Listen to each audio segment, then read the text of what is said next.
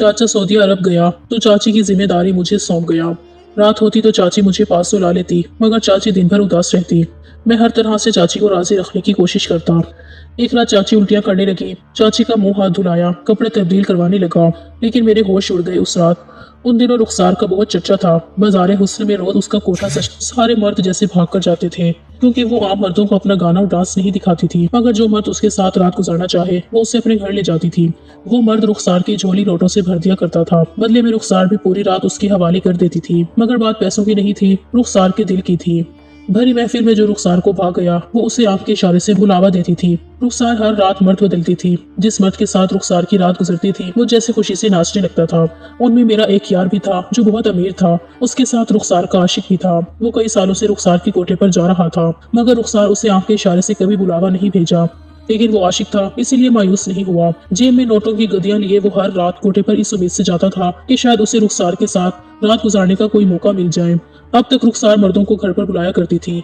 वो आज भी हर रात इस उम्मीद में उसकी चौखट पर आते थे, क्योंकि रुखसार का हुस्न जवानी से कोई मर्द एक रात में कहाँ से राब हो सकता था। वो इश्क और शबाब का पूरा समंदर था, जिसमें कई डूब चुके थे और कई डूबने के लिए बेताब बैठे थे। उनमें एक मैं भी था, मगर मेरा मसला चाची था। मेरा चाचा सऊदीया में रहता था। मुझे चाचा ने पाल पोस कर बड़ा किया था, क्योंकि मेरे माँ बाप बस में मर गए थे।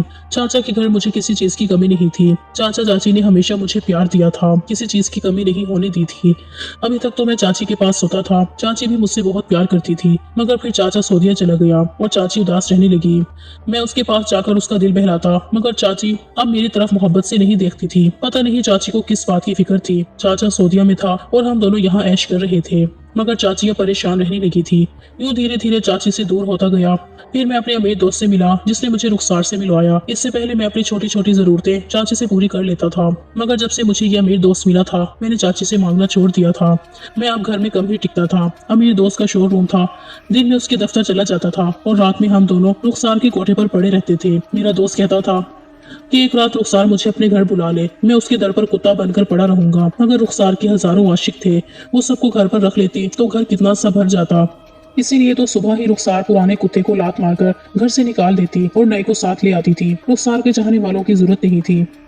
मैं उस दिन भी अपने दोस्त के पास था। घर आया तो चाची मेरे सीने से आ लगी और सिसकने लगी। मैंने पूछा तो कहने लगी, जब से तेरा चाचा सऊदीया गया है मैं बहुत परेशान रहती हूँ। मैंने चाची को खुद से अलग किया, पानी पिलाया और कहा, चाची टेंशन किस बात की है, मैं तेरे पास हूँ, कोई भी काम है तो मुझे बताया कर। ये सुनकर चाची ने मुझसे कहा कि तू भी तो सारा दिन आवारा कुत्ते की तरह गलियों में घूमता रहता है, जब भूख लगती है तभी तुझे चाची की याद सताती है। ये सुनकर मैंने हंस दिया और कहा कि मुझे पता जो है कि घर जाते ही चाची मेरी भूख मिटा देगी। ये सुनकर चाची हंसी और कहा, मैं जानती हूँ जो ही तेरा पेट भरेगा तो तू घर से निकल जाएगा, इसीलिए आज तू मुझे मेरी सहेली के घर छोड़ा। ये सुनकर मैंने मोटरसाइकिल निकाली और चाची को बिठाकर उसकी सहेली के घर छोड़ आया। चाची ने कहा कि आज रात में यहीं पर गुजारूंगी। ये सुनकर मैं बेफिक्री से अपने दोस्त के पास आ गया, क्योंकि चाची आज रात घर पर नहीं थी और मेरा मूड भी घर जाने को नहीं था। रोज रात को चाची की वजह से ही घर जाता था, मगर आज मैं आजाद था। दोस्त की तरफ गया तो उसने मुझे देखते ही कह दिया कि आज रात रुखसार के पास गुजारेंगे।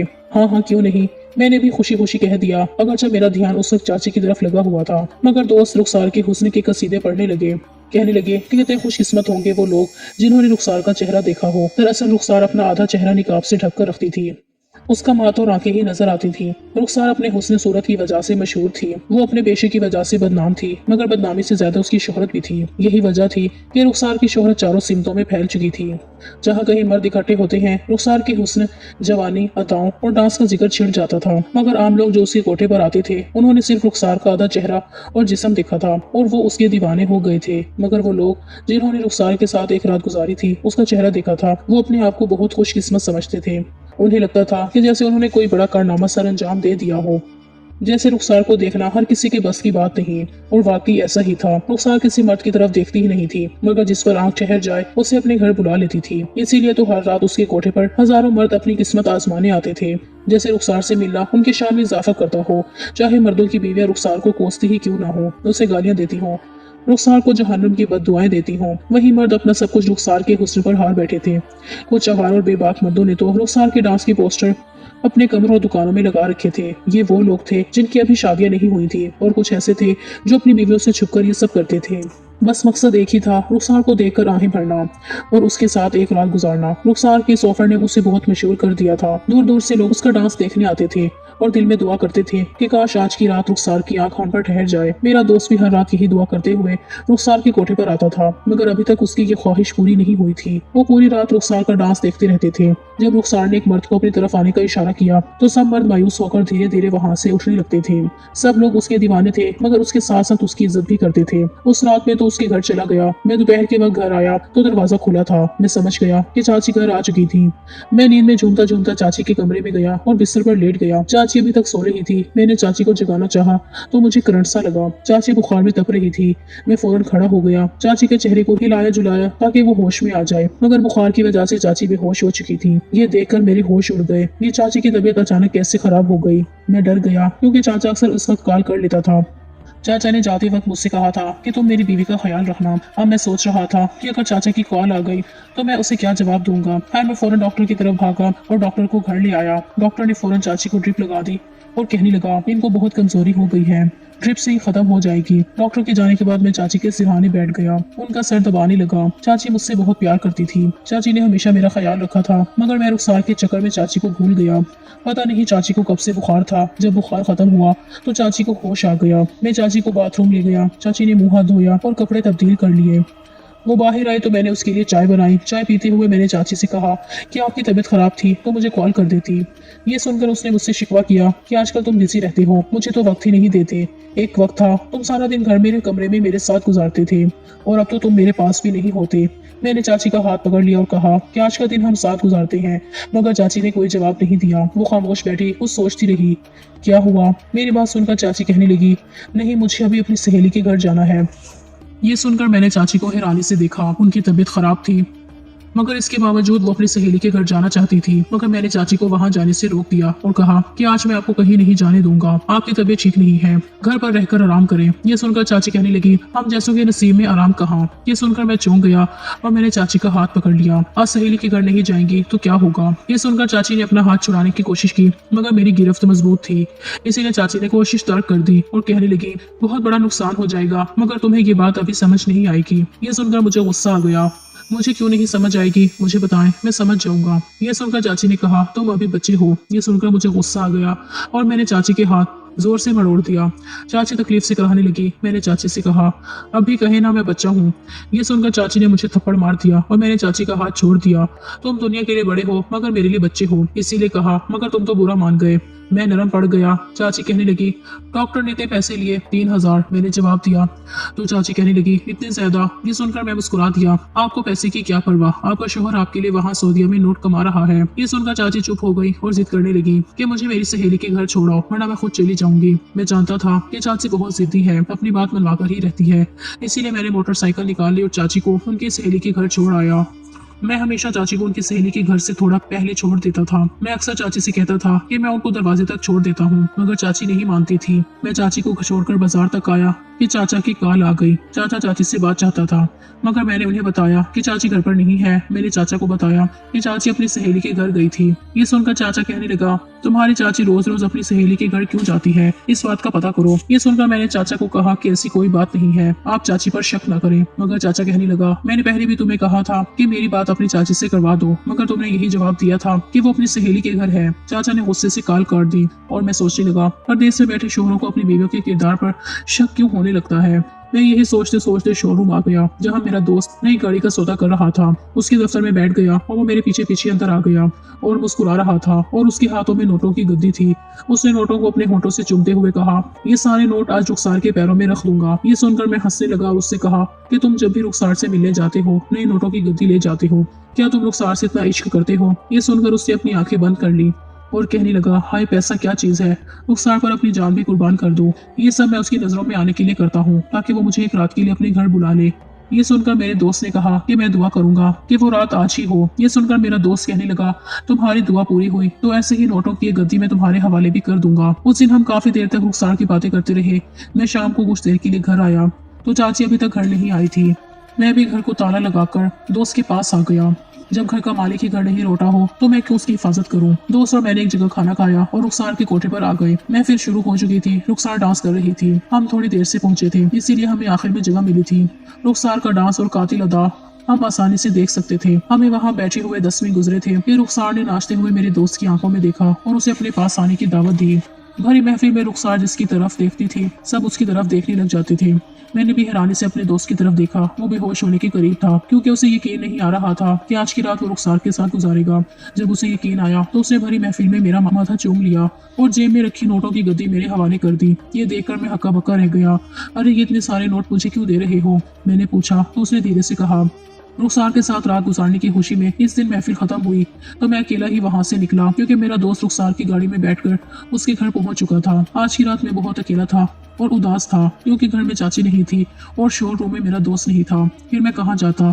मैंने सारी रात सड़क पर टहलते हुए गुजार दी। सुबह हुई तो मैंने चाची को कॉल की और कहा, ये चाचा कई बार आपको कॉल कर चुका है, वो आपसे बात करना चाहता है, इसीलिए घर आ जाओ। यह सुनकर चाची ने कहा कि मुझे लेने आ जाओ। मैंने मोटरसाइकिल निकाली, चाची की सहेली के घर की तरफ मोड़ ली। मैं वहां पहुंचा तो चाची मुझे रास्ते में मिली और मैं उसे लेकर घर आ गया। घर आते ही मैं अपने कमरे में लेट गया, क्योंकि मुझे बहुत नींद आ रही थी। जबकि चाची अपने कमरे में चली गई। थोड़ी देर बाद मेरी आंख चाची के चीखने से खुल गई। मैं उनके कमरे में गया तो चाची फर्श पर गिरी हुई थी। मैंने खड़ा होने में मदद दी, मगर उनकी टांगें कांप रही थी। चाची की ये हालत देखकर मैं घबरा गया और मैं डॉक्टर को ले आया। डॉक्टर के आने तक चाची बेहोश हो चुकी थी। मुझे समझ नहीं आ रहा था कि चाची जब भी अपनी सहेली के घर से आती थी, उनकी तबीयत क्यों खराब हो जाती थी। डॉक्टर ने चाची का चेकअप किया और कहा, इनका ख्याल रखो, क्योंकि इनको बहुत कमजोरी हो चुकी है। डॉक्टर ने कुछ दवाई लिख दी और चला गया।